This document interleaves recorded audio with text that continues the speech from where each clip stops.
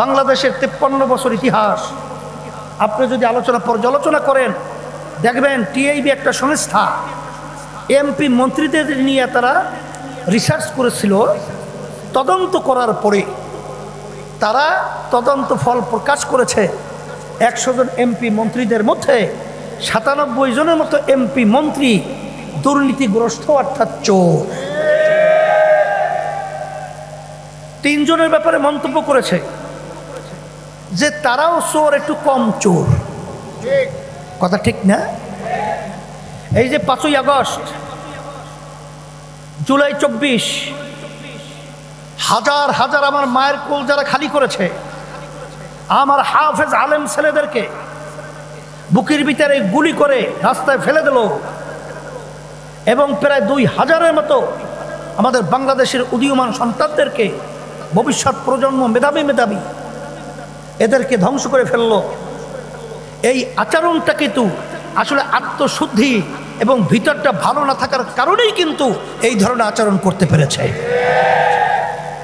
কিছুদিন আগে দেখেছেন প্রথম আলো পত্রিকা একটা রিপোর্ট বের হয়েছে, এই সদ্য খুনি ফ্যাসিস্ট আওয়ামী লীগ, হাসিনা বলেছিল হাসিনা পালায় না, আল্লাহর মায়ের আলমের বাহির, ভাত পাক করে খেয়েও যেতে পারে না। সেখানে আপনারা দেখেছেন যে সদ্য ভূমিমন্ত্রী 3টা দেশের মধ্যে তার প্রায় 620টার মতো 620 বাড়ির সন্ধান পাওয়া গেছে। সে বাড়ির মূল্য প্রায় 5,700 এত কোটি টাকা।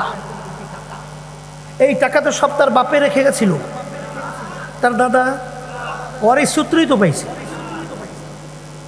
এ টাকা কাদের? আমাদের টাকা। ওরা ক্ষমতার মসনদে চেয়ারে বসে আমাদের টাকাগুলো বিদেশে পাচার করেছে। এটা কেন পেরেছে?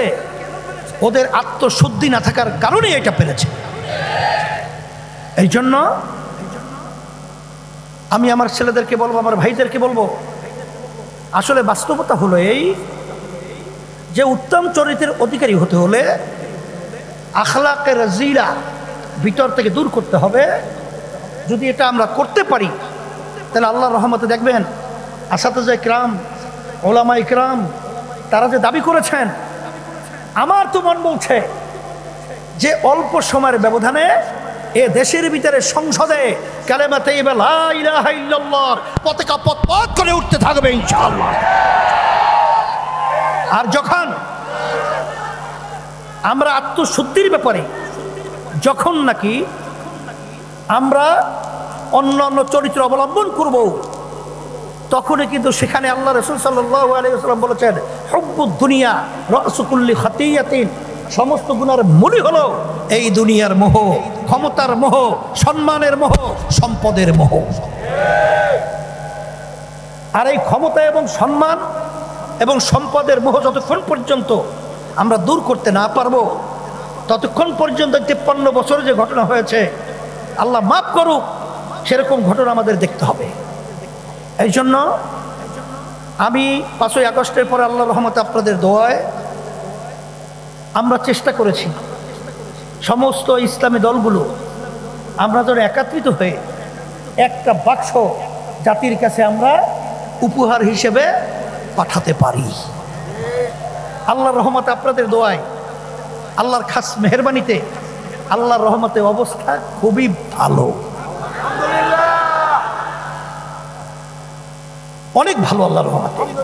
সাথে সাথে আমরা বলেছি যারা দেশপ্রেমিক রয়েছে তাদেরকে আমরা সাথে নিয়ে 5ই আগস্টের পরে 53 বছর যারা দেশ পরিচালনা করেছে, এদের পরিচালনা আমরা পেয়েছি।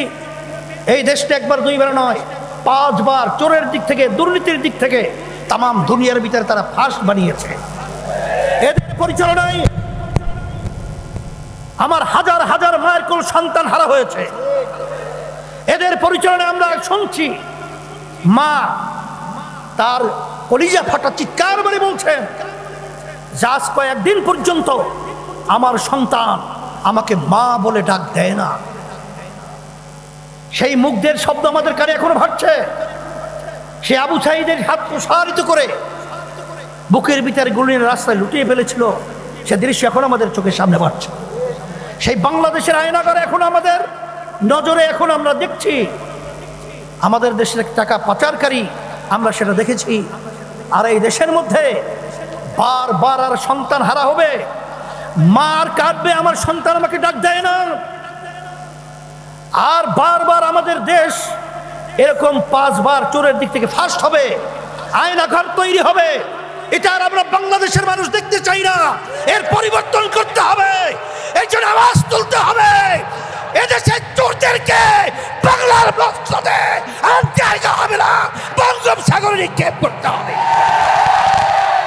সেই জন্যে আমি সকলকে উদাত্ত আহ্বান জানাবো, 5ই আগস্টের পরে এখন ইসলামের পক্ষে যে ক্ষেত্র তৈরি হয়েছে, 53 বছরে এই ক্ষেত্র আর কোনোদিন তৈরি হয় নাই। এটা যদি আমরা কাজে লাগাতে না পারি, আমাদের ভবিষ্যৎ প্রজন্ম সন্তানগুলো আমাদের নিয়ে তারা ধিক্কার করবে, তারা আমাদেরকে ঘৃণা করবে, তারা আমাদেরকে কলঙ্কজনক ইতিহাস রচনা করবে। এই জন্যে আমি সকল উদাত্ত আহ্বান জানাচ্ছি, আসেন। মাঠ উর্বর রয়েছে, অবস্থা আমি আল্লাহর রহমতে খুব ভালো দেখছি। তবে ওই কথা সবসময় মনে রাখেন, কবি বলেছেন, ফাসাও ফাতার ইদিন কাশাফাল গোবার আফারা সুনতাহ তার জেলে কাম হেমারো। এই কথা আমাদের মনে রেখা তারপর আমাদের সামনে যদি পথ চলতে পারি, আল্লাহর ফজল করমে আমার মন বলছে, আমি যেটা আল্লাহর রহমতে দেখছি। আমি সেদিন চুয়াডাঙ্গে আলোচনা করতে গিয়ে তখন আমার হঠাৎ মুখ থেকে বের হয়ে আসছিল যে আল্লাহ রাব্বুল আলামিন এক জালেম, এক খুনি, এক কিনা ভূমি এবং আয়নাঘর তৈরিকারী আল্লাহ আমাদের দেশ থেকে তাড়িয়েছেন। সেখান থেকে আবার নতুন চাঁদাবাজ, টেন্ডারবাজ, স্টেশন দখল এবং ঘাট দখল এবং বিভিন্ন বিদেশের তাবেদারি, এক দেশে বৃষ্টি বলে আর এক দেশের ছাতি ধরে, সেই দেশের এই বাংলার মসজিদের মধ্যে ওরা আল্লাহর ফজল করবে বসতে পারবে না, দেওয়া যাবে না। ওদেরকে বাংলার জমি থেকে উদ্ধার করতে হবে ইনশাআল্লাহ।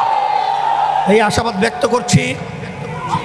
আজকে সিরাত মাহফিল সম্মেলন আল্লাহ রাব্বুল আলামিন কবুল করে নেক, আল্লাহ রাব্বুল আলামিন বরকত দান করুক। আমি দোয়া চাই, আপনাদের জন্য দোয়া করি, আল্লাহ যেন আমাদের সবাইকে একাকার হয়ে ইসলামের পক্ষে, দেশের পক্ষে, মানবতার কল্যাণের পক্ষে এবং সিরাত নবী সাল্লাল্লাহু আলাইহি ওয়াসাল্লামের আদর্শে আদর্শবান হয়ে আমাদের জীবন গঠন করতে পারি। আল্লাহ আমাকে আমাদের সকলকে তৌফিক দান করুক।